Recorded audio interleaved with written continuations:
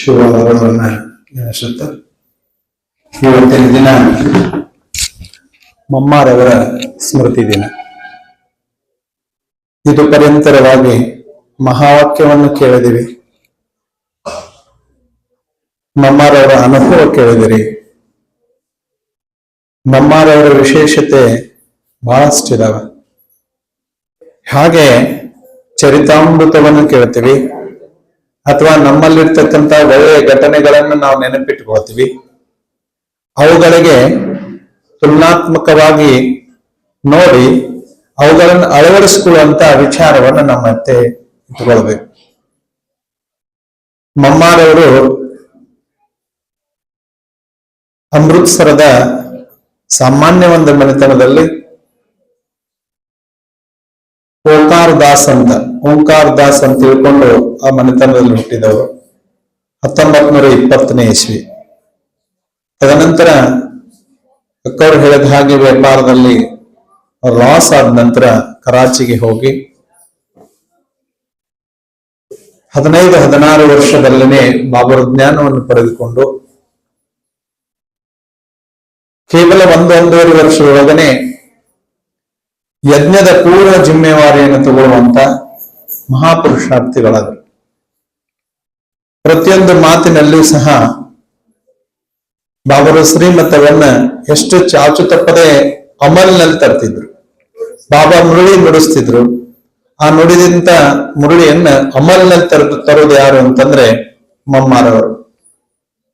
ಹೀಗೆ ಮಮ್ಮ ತಮ್ಮ ಆದರ್ಶ ಜೀವನವನ್ನ ಅಲ್ಲಿ ಇರ್ತಕ್ಕಂಥ ಎಲ್ಲ ಹಿರಿಯ ಸಹೋದರರಿಗೆ, ದಾದಿ ದೀದಿ ಇರ್ತಾರೆ, ಅವರಿಗೂ ಸಹ ಮಾದರಿಯಾಗಿದ್ರು.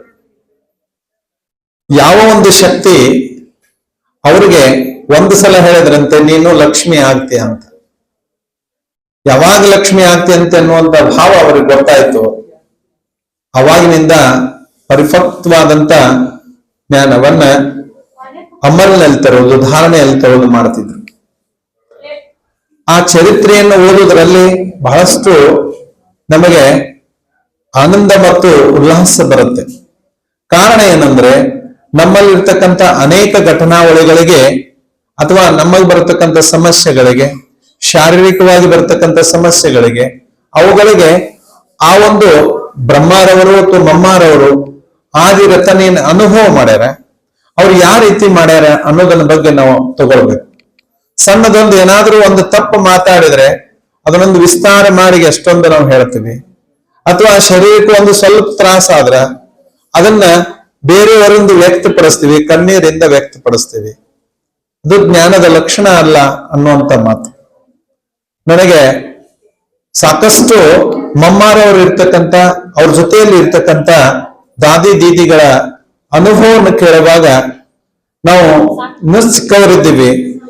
ಆದ್ರೆ ಅದು ಮಾಸದೆ ಇನ್ನೂ ಅವರ ಹೇಳಿದಂತ ಮಹಾವಾಕ್ಯಗಳು, ಅವ್ರೇನೋ ನಮ್ಮ ಮಮ್ಮಾರ ಹತ್ರನೋ ಓದಾರೇನೋ, ಯಜ್ಞದ ಇತಿಹಾಸವನ್ನ ಹೇಗ್ ಹೇಳ್ತಿದ್ರು ಅಂತ ಕೇಳಿದ್ರ ನಾವು ಅಲ್ಲಿ ಪ್ರೆಸೆಂಟ್ ಇದ್ದೀವಿ ಅನ್ನುವಂಥ ಭಾವದಿಂದ ಅವರು ನಮ್ಮನ್ನ ಮನೋಹರ್ ದಾದಿ ಆಗ್ಲಿ, ಚಂದಮಣಿ ದಾದಿ ಆಗ್ಲಿ ಅಲ್ಲಿ ನಮ್ಮನ್ನ ಅಲ್ಲಿ ಕೊಂಡೊಯ್ತಿದ್ರು. ಅದನ್ನ ಯಾಕೆ ಕೇಳ್ಬೇಕು ಅಂತಂದ್ರೆ, ಈಗ ನಾವು ಸಾಕಾರದಲ್ಲಿ ಇದ್ದವ್ರು ಹೇಗಿದ್ದೀವಿ, ಮಮ್ಮಾರವ್ರನ್ನ ನಾವು ನೋಡಿಲ್ಲ, ನೋಡಿದವರು ಯಾರಿದಾರೋ ಅವರು ಹೇಳ್ತಾ ಇರತಕ್ಕಂಥ ಅನುಭವಕ್ಕೆ ನಾವು ಅದನ್ನ ಯಾಕೆ ಕೇಳ್ಬೇಕು ಅಂತಂದ್ರೆ, ಈಗ 1250 5,000 ವರ್ಷದಲ್ಲಿ ಈಗೇನು ಈ ಸಂಬಂಧದಿಂದ ಈ ಮನೆಗೆ ಬಂದಿದ್ದೀರಿ, ಇದು ಕೇವಲ ಒಂದು ಜನ್ಮದ ಮಾತ್ರ. ಅಥವಾ ಸತ್ಯ ತ್ರೇತಾದಲ್ಲಿ 2500 ವರ್ಷ ನಾವು ಇರೋದ್ರಿಂದ ನಾವು ಯಜ್ಞದ ಇತಿಹಾಸವನ್ನು ಓದ್ಬೇಕು. ಬಾಬಾ ಮತ್ತು ನಮ್ಮ ಯಜ್ಞದಲ್ಲಿ ಮಾಡತಕ್ಕಂಥ ಅನೇಕ ಕಾರ್ಯಗಳು ದಾದಿ ದೀದಿ ಮಾಡ್ತಾರಲ್ಲ, ಅವುಗಳಿಗೆ ಸ್ಪಂದನೆ ಮಾಡಿ ನಮ್ಮನ್ನ ಅಲ್ಲಿ ಹೋಲಿಸಿಕೊಂಡು ಪುರುಷಾರ್ಥಕ್ಕೆ ಅಣಿ ಮಾಡಿಕೊಳ್ಬೇಕು. ಅದು ನಮಗೆ ಆ ದೊಡ್ಡವರ ಚರಿತ್ರೆಯನ್ನ ಅಥವಾ ದೊಡ್ಡವರ ಮಾತನ್ನ ಅದನ್ನ ಅಳವಡಿಸಿದ ಹಾಗೆ, ಧಾರಣೆ ತಗೊಳ್ಳೋದು ಹಾಗೆ. ಯಾಕೆಂತಂದ್ರೆ ನಾವು 2500 ವರ್ಷ ಸತ್ಯ ಮತ್ತು ತ್ರೇತ ನಾವು ಎರಡರಲ್ಲಿ ಏನ್ ಮಾಡೋರಿದೀವಿ, ಪದವಿಯನ್ನು ತಗೊಳ್ಳೋರಿದೀವಿ. ಆ ತಗೊಳ್ಳೋ ಕಾರಣದಿಂದ ನಾವೇನ್ ಮಾಡಬೇಕಾಗಿದೆ ಅಂತಂದ್ರೆ ಆ ವಿಷಯವನ್ನು ಧಾರಣೆ ಮಾಡ್ಕೊಳ್ಬೇಕು. ಅದಕ್ಕೆ ಮಮ್ಮ ಮಹಾ ಕೊಡುಗೆಯನ್ನು ಕೊಟ್ಟಿದ್ದು ಹೇಗೆ ಅಂತಂದ್ರೆ, ಮಮ್ಮ ಡೆಲ್ಲಿಯಲ್ಲಿ ಇದ್ರಂತೆ. ಅದಕ್ಕೆ ಬ್ರಹ್ಮರವರು ಒಂದು ಪತ್ರ ಬರೆದಾರೆ. ಹೃದಯ ಪುಷ್ಪ ದಾದಿಯವರಿಗೆ ಬಹಳಷ್ಟು ತೊಂದರೆ ಇದೆ ಬೆಂಗಳೂರಿನಲ್ಲಿ, ಅವ್ರನ್ನ ಹೋಗಿ ಕರ್ಕೊಂಡ್ ಬರ್ರಿ ಅಂತ. ಅವಾಗ ಮಮ್ಮಾರವರು ಬೆಂಗಳೂರಿಗೆ ಬಂದಾರ. ಬೆಂಗಳೂರಿಗೆ ಬರ್ತಾರಂದಾಗ ಅವ್ರಿಗೆ ಹೃದಯ ಪುಷ್ಪ ದಾದಿಯವರಿಗೆ ಬಹಳಷ್ಟು ಅಲ್ಲಿ ಮೊದಲೇ ಇರುವುದೇ ತೊಂದರೆ ಇತ್ತು. ಮಮ್ಮ ಬರ್ತಾರಂತಂದಾಗ ಅನೇಕ ಸಂಕಲ್ಪಗಳ ನಡೆದು ಅವಾಗ ಒಂದು ಪತ್ರ ಬಂತಂತೆ ಮಧುರವನದಿಂದ.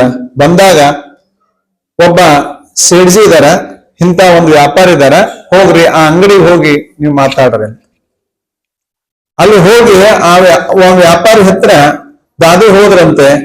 ವ್ಯಾಪಾರಿ ದೇವಿ ಭಕ್ತ ಇದ್ದ ಇರೋದ್ರಿಂದ ನೀ ಇಲ್ಲಿ ಇರ್ತಕ್ಕಂಥ ದೇವಿಯನ್ನ ಎಷ್ಟೊಂದು ಶ್ರದ್ಧೆ, ಪೂಜೆ, ಪುನಸ್ಕಾರ ಮತ್ತು ಎಷ್ಟು ವಿಜೃಂಭಣೆಯಿಂದ ಮಾಡ್ತೇಪ್ಪ, ನಿನಗೆ ಸಾಕಾರವಾಗಿ ಇಲ್ಲಿ ಜಗದಂಬಾ ಬರೋರಿದಾರ ಅಂತ ವಿಜೃಂಭಣೆಯಿಂದ ಮಾಡ್ಕೊಂಡು ಓಂ ಶಾಂತಿ.